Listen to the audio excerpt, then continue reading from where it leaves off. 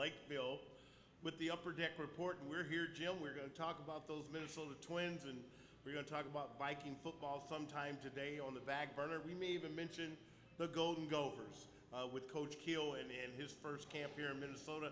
But first off, Jim, how have you been?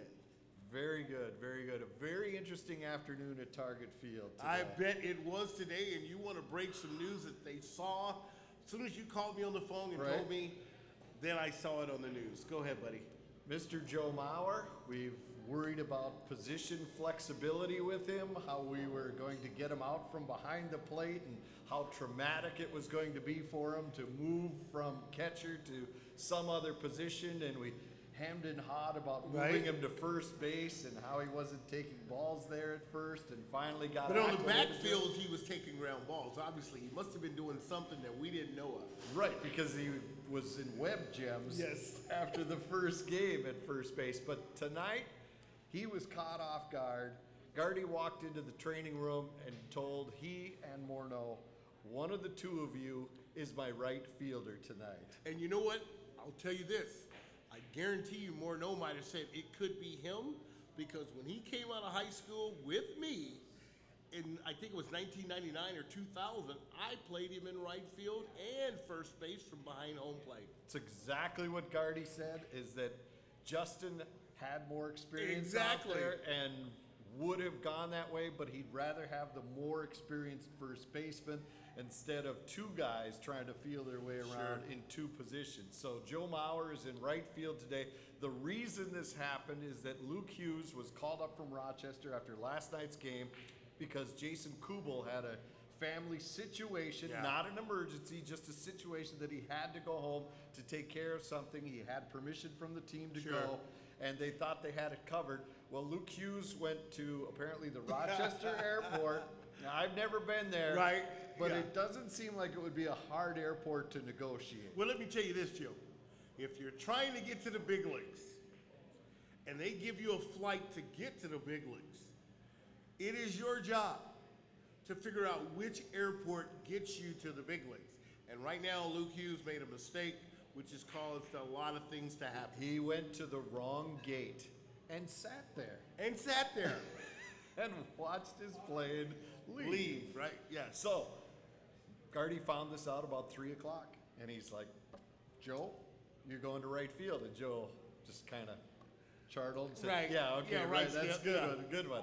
And he goes, no, seriously, I have nobody left. And you know what? You know what that reminds me of? Because Cuddy is still hurt, and Denard Span was placed on the disabled list this afternoon.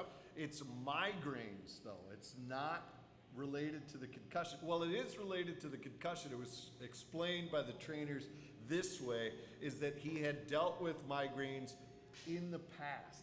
And the concussion re-aggravated the migraine. So this isn't concussion related, but it's related to it in the fact that it resurrected some old problems. Well, you know what, Jim? I saw him make a catch in Cleveland. He caught a ball on this road trip and banged his back up against the wall and hit his head. And as soon as he did, I thought at my home, sitting on the couch, you know, going, wow, that wasn't good. It was subtle at the time. You never gave it much thought. But here, the residual effect, I'm thinking that's when it occurred and stirred up these migraine headaches. Yeah, so they placed him on the disabled list. So to get back to all of this, no Kubel, no Kadire, no Span, no Hughes. So Super Joe, he's in right field. Hey, let's go. Let's bring it on. He needs a position change. We've talked about that many a times. He needs to change positions. Well, now there's plenty of options for Gardy if he does well tonight, because could you pick a worse team to debut in right field against than the New York Yankees? I mean, if there's one team, you'd want a nice light-hitting Kansas City Royals. A lot of right-handed hitters. You know, and what's so weird about it is, as kids growing up, we all know they put the, excuse me, moms and dads, the fat little kid plays in right field. I was a right fielder. A non-athletic kid. But now you have the best hitter, so to speak, with the Minnesota Twins, who was a catcher, another position that's not supposed to be the most talented, which Joe has revolutionized, so to speak, with his athleticism and his hitting ability. Now he's played first and now he's a right fielder. Yeah, so it'll be interesting to see. But of course, tonight at Target Field, they honored Jim Thome for shattering the 600 home run mark. He did it in a way no other major league player has ever done in consecutive at-bats. Amazing. 599, next time up, 600. He's part of the club. Well, now, you know, I hate to make this about me. It's about Jim Thome. Well, I your home run numbers and Jim's are pretty close. Yes, they are. I've got one major league homer, and you said he hit 599 and 600 consecutive at-bats. Right. Mine, I still haven't hit another one. So that's the great thing about this. Jim Thome, outstanding. Great job. Salute to you, Jim. You're a great major leaguer. You're great in the clubhouse. A lot of people, all you heard was accolades. And I tell you what, immediately when he hit that home run, and I was watching it on television, the first thing I thought about Jim was the first person I thought about was Charlie Manuel, someone he's touted throughout his conversations about hitting number 600, who played a factor, a big role in his career. I immediately thought of Charlie Manuel. Yeah, and that's the number one person that Jim thanked afterwards. I mean, he even got teary-eyed talking about Charlie Manuel, how he took him under his wing when he was a hitting coach in Cleveland, right? That's when they broke in together, and Charlie was all about power, apparently. Well, think about this. Charlie Manuel had Jim Thome, Manny Ramirez, okay? Yep. And all that young talent, the Alomars, the Loftons, Vizquel, made Vizquel a pretty good hitter in his own right, because when I first broke in, Omar was known as Omar the Out, and he became quite an accomplished hitter in Cleveland. But Jim Thome talked about Charlie Manuel, who is now the manager of the Philadelphia Phillies, who has another protege who, when he stands at the plate, holds his bat exactly like Jim Thome. And we're talking about the first baseman for the Philadelphia Phillies, who's a downright slugger in his own right. Absolutely. So you look at Jim, and I don't know why this debate came up, and I hope I am recognizing your answer before I even get the question out. Some people are saying, is he a Hall of Famer? Oh, most definitely. It's not even a question. It's a ridiculous question. And my paper up here, I'm looking at some of the most recent guys when I played that have now reached a home run plateaus. And I think of the first guy I think of is Ken Griffey Jr., a young whopping guy, 17, 18, 19 years old when he gets to the big leagues. I think about Barry Bonds, but his image has been tarnished behind all that other stuff that I don't want to even get into. And I think of Sammy Sosa, another one, McGuire, another one. But I tell you what, the three guys that I think of when I think of home runs and when I played, Jim Thome is number one. Frank Thomas, the Big Hurt. Yeah. They were all DHs in their own right. And then I think of Ken Griffey Jr. And when I put those three together, I think of what a pleasure it was to watch young players gracefully get old and hit the home run plateaus that they have. Yeah, no doubt about it. And do you think Jim comes back? Also, another thing, people are saying the Twins should move him now, put him on waivers, try to get him to a contender, and let him get a shot at a World Series ring. Well, you know, unfortunately, being selfish, I say no.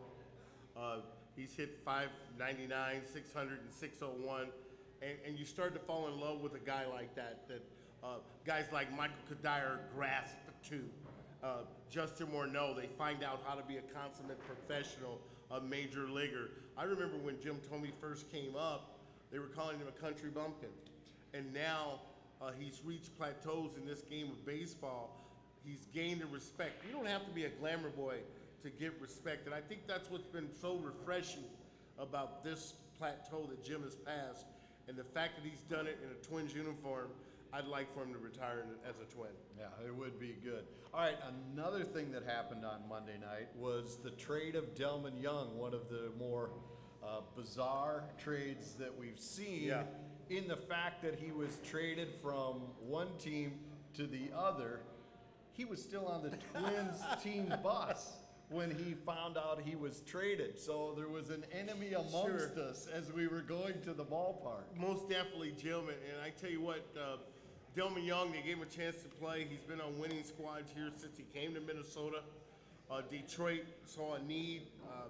They had to replace Ordonez in their outfield, and Delman Young is swinging the bats. But you know what? He's never really, and if we as fans really look at it, Delman had the one good year, but he never really fit the mode of a Twins ball player. And I don't know what that mode is because he put up a good year last year, but he fell out of favor again this year. Minnesota Twins had to do something, and they got a decent bounty for him. They've got Detroit's 17th rated prospect.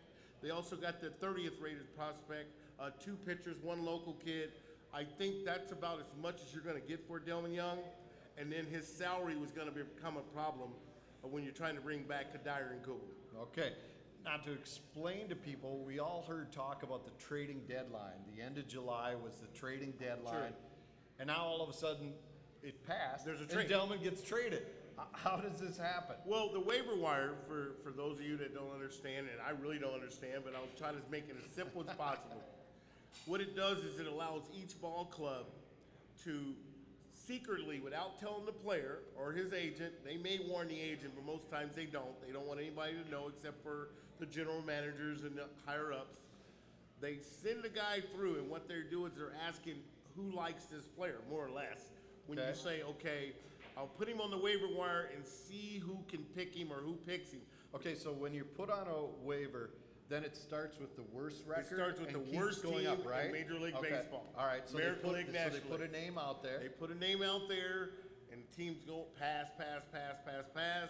And sometimes the way it works, a contending team will block another team's needs.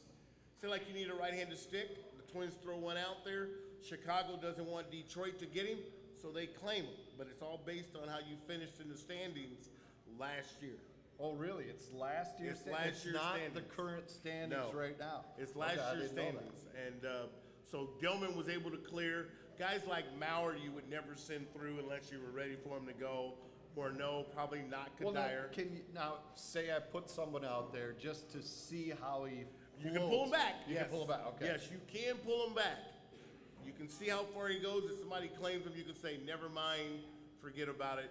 And that's why they keep it such a secret amongst the industry. Only the people in the know need to know. All right, so you look at Delman's situation. What kind of future? I mean, the biggest and the scariest thing for me as a Twins fan is the guy's 25 years old. Oh, man, that's what scares me. That's what scares me, is if he gets his head on straight at one of these stops, he's already been moved now, this is his third club. If he gets his head on straight, there's trouble. There is trouble, and he showed a little bit of that when he's rejuvenated or he's interested, and people go, well, he makes a lot of money. Why wouldn't he be interested? Delman Young was put in a position, he was started with Tampa, wasn't a disciplined situation when he was there, came to Minnesota, learned how to play the game. Now he's been in Minnesota, had a great year, settled back and went, oops. You know, we traded this guy for Garza and Bartlett. I know. Garza and Bartlett went to I hear it a Tampa Bay. lot from people. And to bring in a guy like Delman Young and the other guys that came Brandon with him, Harris. Brandon Harris, who did not work out, I tell you what, it's a big fall for the Minnesota Twins. They took a chance, the proven shortstop, Bartlett, had been up here 1 or 2 years, starting to get into the zone. We're still recovering from that. Right-handed starting pitcher, Matt Garza, even though he was a little bit loopy, still had a power arm. Twins still trying to recover. So now it seems as though we're getting picks number 17 and number 30 prospects for Delman Young. We have nothing in return, but he may find himself with Detroit. All right, that'll do it for us here. Thanks for clicking, and be sure to come out to Lakeville and join us here at the Brunswick Zone. Yes, Brunswick Zone here in Lakeville.